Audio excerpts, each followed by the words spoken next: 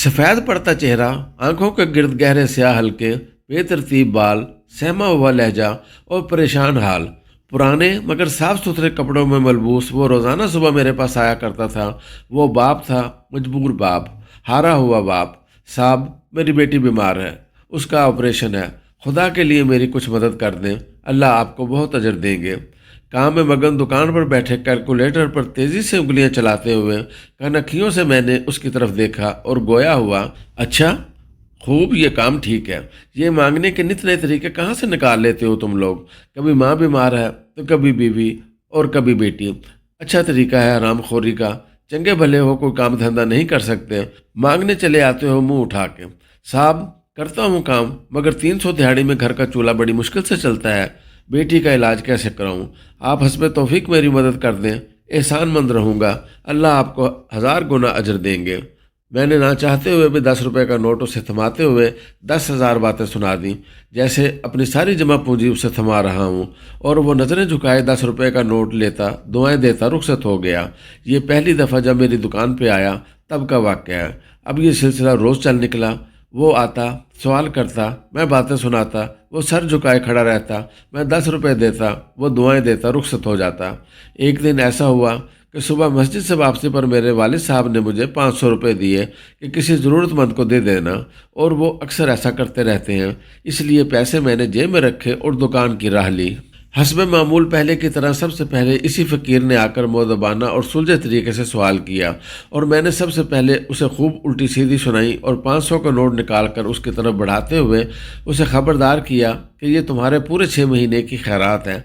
अब 6 माह तक तुम दोबारा मेरी दुकान के आसपास भी नजर आए तो तुम्हारी खैर नहीं। और वो रोज़ाना की तरह सर झुकाए दुआएं देता नज़रों से ओझल हो गया। तकरीबन 2 हफ्ते तक वो दोबारा नज़र ना आया। फिर एक दिन मैं अपने असिस्टेंट के साथ बातों में मसरूफ़ था कि वो फ़कीर नमूदार हुआ। उसे देखकर झट से मेरा पारा 7वें आसमान को छूने लगा। तुम फिर आ गए हो, असर नहीं हुआ था? क्या कहा था मैंने? ज़रा सुकून नहीं, बहुत ढीठा आदमी हो।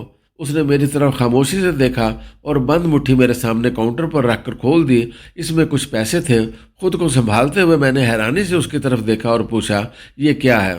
साहब, आपने जो पैसे दिए थे उनमें से कुछ बच गए थे, वो वापस करने आया हूँ, क्योंकि मेरी बेटी का पिछले हफ्ते इंतकाल हो गया है। मुझे अब इन पैसों की ज़रूरत नहीं, आप रख लें। साहब, मैं मजबूर था, फ़कीर नहीं, और आप लोगों की बहुत मेहरबानी जो मेरे मुश्किल वक्त में मुझ बेबस और लाचार के काम आए। अल्लाह आपको कभी किसी शय की थोड़ न दे। साहब, अल्लाह खुश रखे और आबाद रखे। आंखों में जारी आंसुओं और कांपती आवाज़ के साथ वो मेरा शुक्रिया अदा कर रहा था, और मैं उसकी खुली मुट्ठी को बुत बना अपनी कुर्सी पर बैठा मारे शर्म और नदामत के ज़मीन के फट जाने और दफन हो जाने का इंतज़ार कर रहा था। वो शुक्रिया अदा करने के बाद रुका नहीं था। आज भी ढेरों दुआएं देता रुखसत हुआ था, मगर मुझे अपने हल्क में दर्द का एक गोला अटका हुआ महसूस हो रहा था, जिसको निगलने में न जाने कितना वक्त दरकार होगा। इंसानी फितरत भी कमाल की होती है। गरीब को उसकी गरीबी का एहसास दिलाने और अपनी बर्तरी जाहिर करने के लिए अपनी नेकी को गुनाह कबीरा में बदल कर सुकून के तलबगार रहते हैं।